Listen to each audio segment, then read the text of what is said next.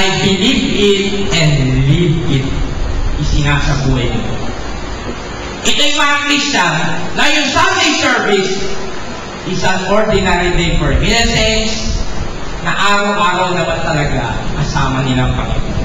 Then they are living it out by faith. Amen? Kakapatid, make your choice, no? Sino ka doon? Okay? Ang mahirap kasi talaga pag Kristiyano, reality naman. Minsan may sitwasyon na napupuwersa ka maging hunyamo. Hindi yung hunyamo. Nakiki-adapt ka sa kultura ng mga hindi Kristiyano. Alam natin yun, no? Sa puso natin pag naghuhunyamo na tayo. Ngayon, sige, Pastor, gusto ko na maging witness. Paano ba talaga? No? Kailangan natin kumonek. Alam nyo, vital din, no? Sa pagiging witness ng Panginoon na alam natin yung tamang approach. Minsan nakakalungkot, yung approach natin sa kapwa-tao natin, parang hindi sila tao. Minsan nasa UST ako, nagsisell group ako, may isang fiery evangelist, lumapit sa group ko. Sabi niya, pag naman naging yun, sa kalimutan, diyan kang nagtagod. Kulang ako. Sabi ko, ikaw to, sa kalimutan. Sabi sa Biblia ka naman, maging born again ka. Tuloy mo ba?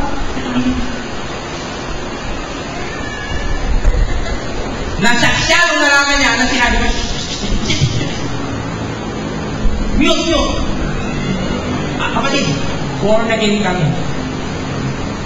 Tapos binulungan ko siya. At buti na lang hindi kami kagaya mo. Minsan yung approach natin talaga namang hindi pa nakikilala ang Panginoon, ayaw na. It's the same message. Pero bakit yung mga tao ayaw? Maybe it's the approach. Maybe yung way natin. Hello? Baka masyado tayong rigid.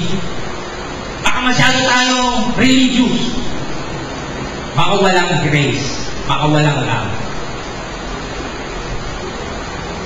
Paano ba kumunik? May mga principles ako natutunan, no? Hindi ko sinasabing ito lang. No? Sabi ng Biblia, identify with people that you are witnessing. Yung strategy ni Paul. Sabi ni Paul, to the Jews, I became a Jew.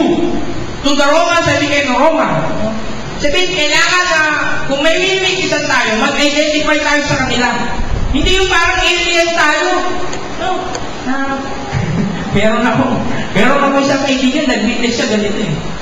Sabi niya, alam mo kapatid, mahal ka ng Panginoon. Biglang nilay hands. No. Yung ulang, sabi niya, taas mo dalawang kamay mo. Ang binibig mo. Taas mo. Gusto mo mapunta sa impyerno? Kung ayaw mo, taas mo na. Siyempre, sino ba gusto mapunta sa impyerno? Taas yung dalawang kamay. Taas yung dalawang kamay niya. Kaya naman, ako parang nire-rape eh. Alam mo, mahal ka naman, nag-towns. Nabilog na yung mata ko kanina.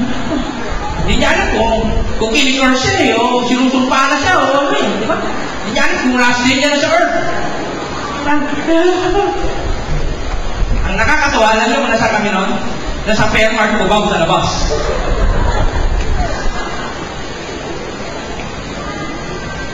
Talaga namang gusto kong lumayo, para gusto kong sabihin sa ibang tao, hindi ko kasama yan!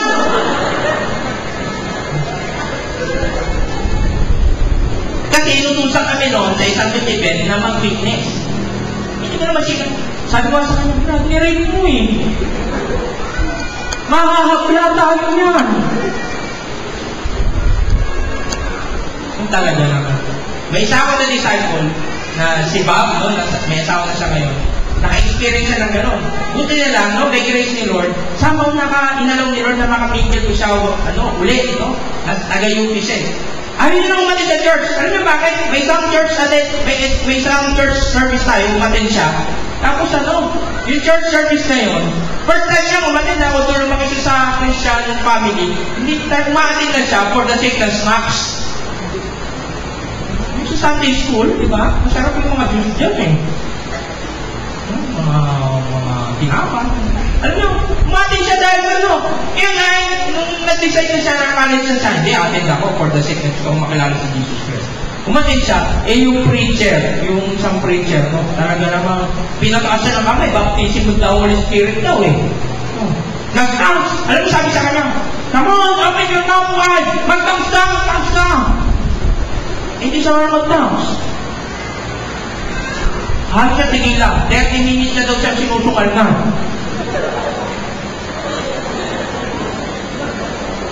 Yung wedding ring nga daw ng preacher, gumawa na eh. Ito pang masakit.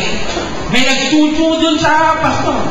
Alam niyo ba, pastor, bingi yan. Kasi si Bob, involved sa kanya, bingi yung kaliwa.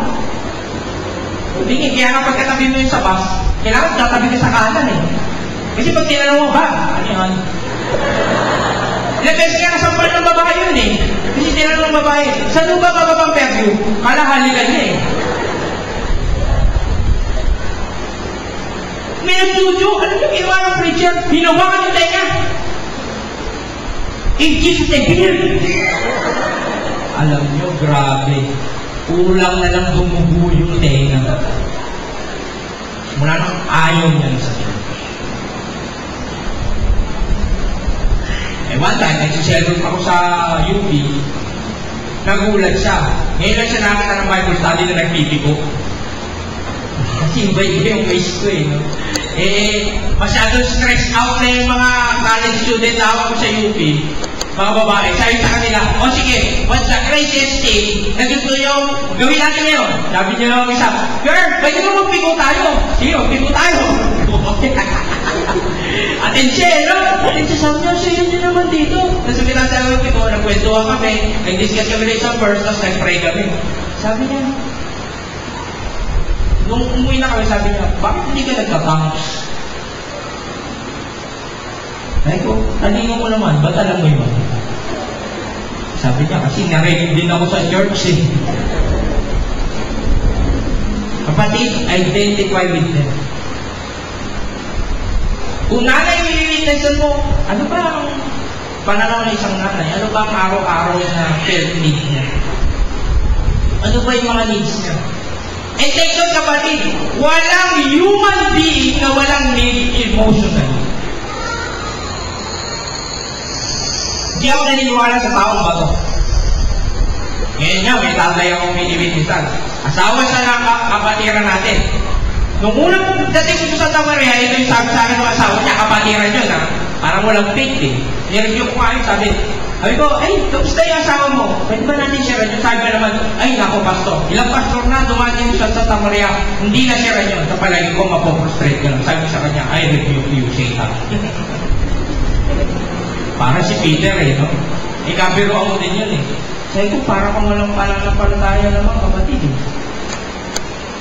Alam niyo, ngayon, nagugulat siya by grace ni Lord. Alam niyo, bakit? Pag dumarating ako sa bahay nila, kahit ano ginagawa ng asawa niya, binibitawan, nilalabas ako. Pastor, magkapit muna tayo.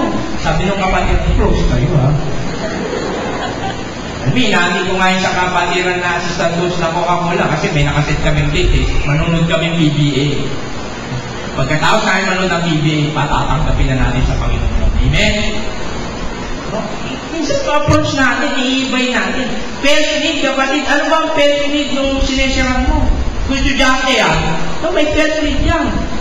Kung youth yan, kung anong tatay yan, kung may first need yan, ano yung pangangailangan? Doon natin siya abutin. Minsan hindi tayo maintindihan eh, no? Alam niyo ba, ang katotohanan ng Biblia ganito, to the unspiritual, yung mga spiritual things, nonsense sa kanila yan. Kailangan mababa muna natin yung walls nila para makinig sila sa atin, no? Go through the process. Ito, medyo, yan. Pangalawa sa uli, no? Go through the process. Ano yung process? Alam niyo ba, there was a survey, no? 8 years ago, at lumabas sa survey para sa church growth, sabi nila, bakit yung mga churches ngayon hindi na masyadong nag-grow kagaya ng mga early centuries na growth? Bakit kaya? Kasi ganito yung ginagawa natin. Ang